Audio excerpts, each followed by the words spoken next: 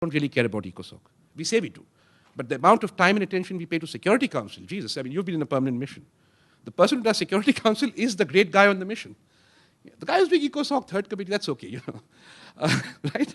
So this dichotomy, this political dichotomy will have to be resolved, and it's a difficult one to resolve because the relationship between the administration of, the management of multilateral economic intervention and the management of conflict is still a major unresolved issue. It needs a lot of research, and it needs action at the UN level. But as long, I'll close by saying one more thing, but as long as the debate on peacekeeping and conflict is kept separate from the debate on economic governance at the global level, we will not see a resolution to this problem, and we need to work towards that. Final point is a technical one. I'm a finance guy on numbers. UN peacekeeping budget 15 years ago, 3.6 billion. UN peacekeeping budget today, 7.7 billion. My conclusion, UN peacekeeping budget has collapsed. It's fallen. Why? If you put 3.6 billion in the bank in 1994, assume you didn't have inflation, okay? You had today's lovely regime. How much would you expect today? Your money should have tripled at least. This has not even doubled. Thank you.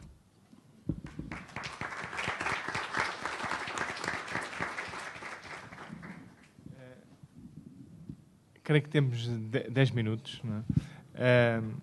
I cannot resist just to make a short comment to your note on China. Because if it is true that China is, its involvement in peacekeeping is well below its responsibilities as a permanent member of the Security Council, the fact is Africa is the exception. So all the efforts that China does in terms of peacekeeping are concentrated in Africa.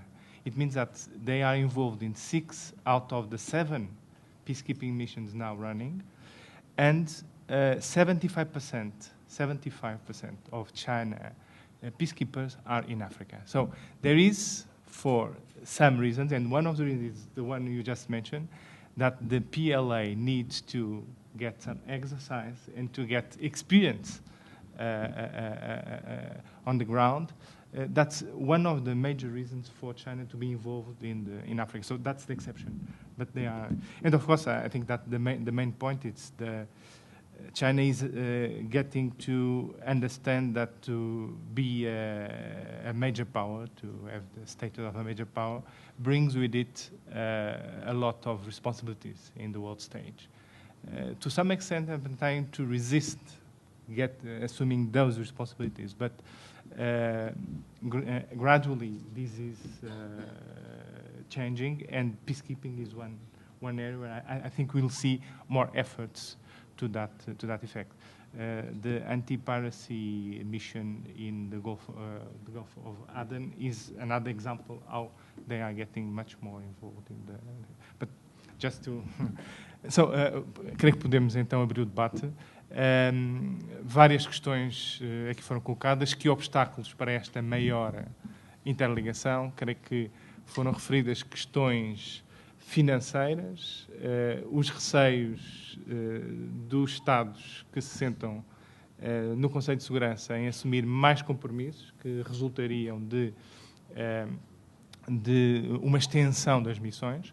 E uma das questões interessantes que aqui se coloca é, bom, gastar menos agora pode ser uma visão de muito curto prazo, porque isso pode implicar gastar muito mais depois, quando a situação se deteriorar. Outra questão tem a ver com aspectos operacionais de interligação. Penso que o Tenente-Coronel referiu exatamente um aspecto que nos deve levar a refletir, que é esta ligação, são missões civis militares, mas só que estamos a falar de corpos com culturas completamente distintas, em que há pouca interligação. E isso é um obstáculo também importante. Portanto, há problemas financeiros, mas há outro tipo também de questões que parecem estão sobre a mesa.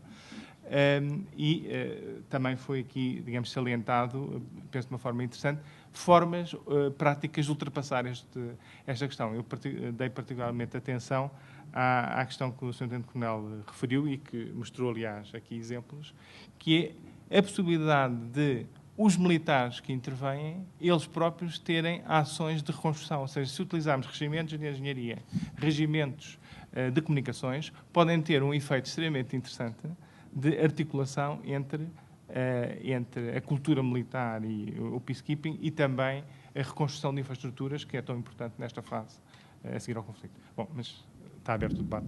Podemos 2 ou 3 questões.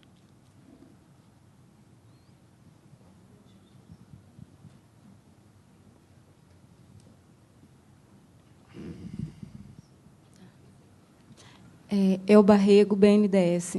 É mais até uma observação com relação à questão do prazo para a liberação dos financiamentos, dado que a gente foi citado, né? Por que é que a gente leva tanto tempo? Eu acho que tem uma questão institucional. Como a gente tem um processo decisório, tem toda uma coisa institucional de prestação de contas, até para a sociedade, toda vez que você vai fazer, não só o financiamento para um projeto no país, mas, sobretudo, lá fora, então, nós temos um processo que é de análise e que, no caso de projetos externos, a gente não poderia ter um fast track que tornasse esse projeto mais lento, né? Quer dizer, eu acho que a China, com a África, uma questão aí que tem a ver com a fraca institucionalidade, que, muitas vezes, também as decisões elas são tomadas, basicamente, por um pequeno grupo e que não tem um processo decisório que é longo, né? Quer dizer, isso não quer dizer que a gente não tenha que aperfeiçoar os nossos processos, mas eu acho que essa questão do desenvolvimento institucional, ela explica, e a forma como quem é que toma as decisões explica porque algumas decisões, China e África, elas são tão rápidas, e mais rápidas do que a gente pode tomar aqui. É só essa observação.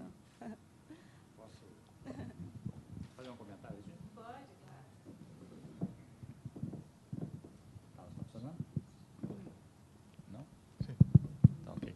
Mas a gente tem linha específica para logicamente, eu não quis entrar, e não posso e não devo entrar no viés político da questão. Tá? É só a comprovação de um testemunho, né, que eu tive durante uma entrevista, uma conversa com um colega que participou, que teve essa experiência.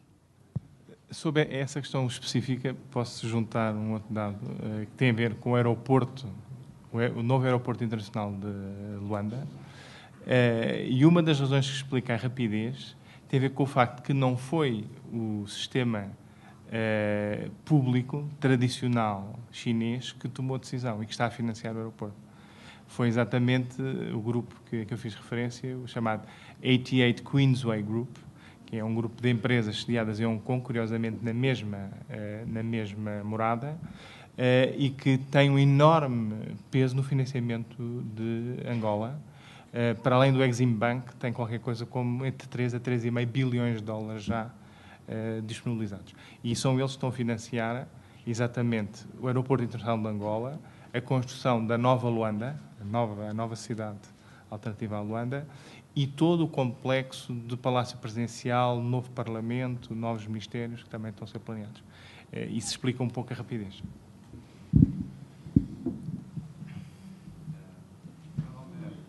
Luiz,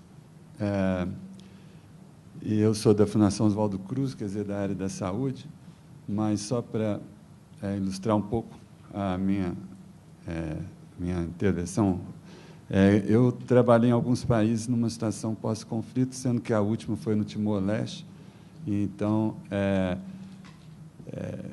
daí vem, de certa forma, um pouco daquilo que eu senti um pouco de falta.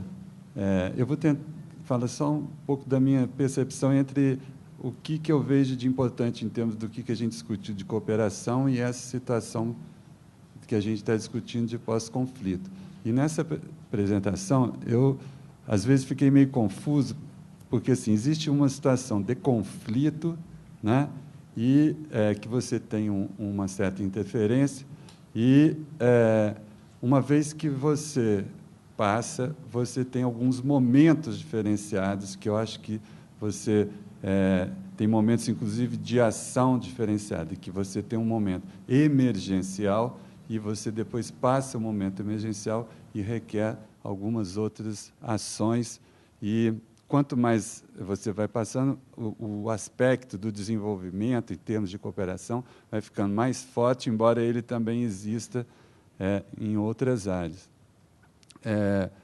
Eu queria colocar para a mesa assim, só 2 questões. Quer dizer, uma, existem alguns estudos, o pessoal estuda quando termina, qual que é o período de transição de umas intervenções dessa, etc.